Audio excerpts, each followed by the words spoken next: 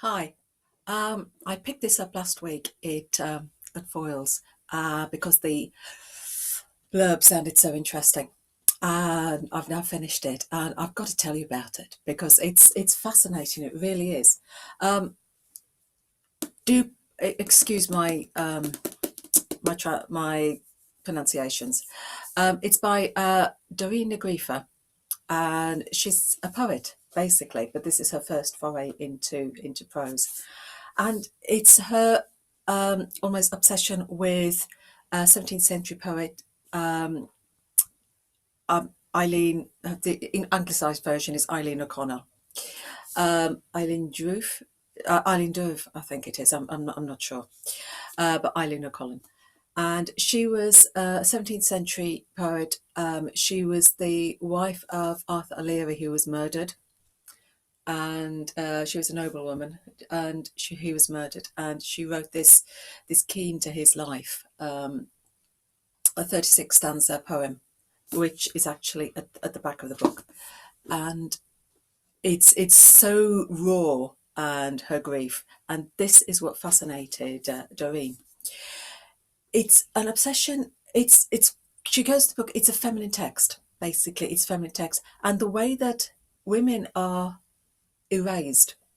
You know nothing really about Eileen, apart from the fact that she was Art O'Leary's wife and the politician Daniel O'Connell's aunt.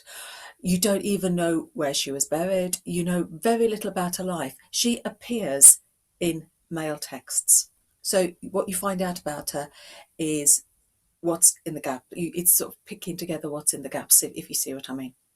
And this is what fascinated Doreen to write this. These are my opinions. You know, they might be totally wrong.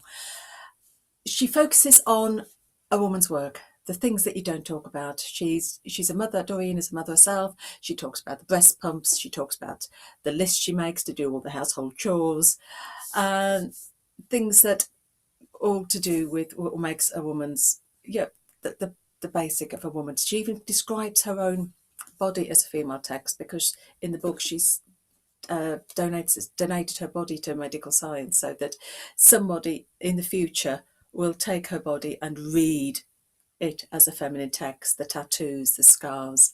And it's this fascination with the fact that it's being able to read a woman. And Eileen Drew, she is fascinated with this woman because she knows very, very little about her, and it is search to try and find something out about this woman and the pain she suffered. And it resonates with her because Eileen was a mother, Doreen is a mother, and it's the merging of the two lives. And there's a part in it where she thinks she's found a text that is going to finally tell her where Eileen's buried. It's in a family Bible, and then she finds that she's not even given a mention.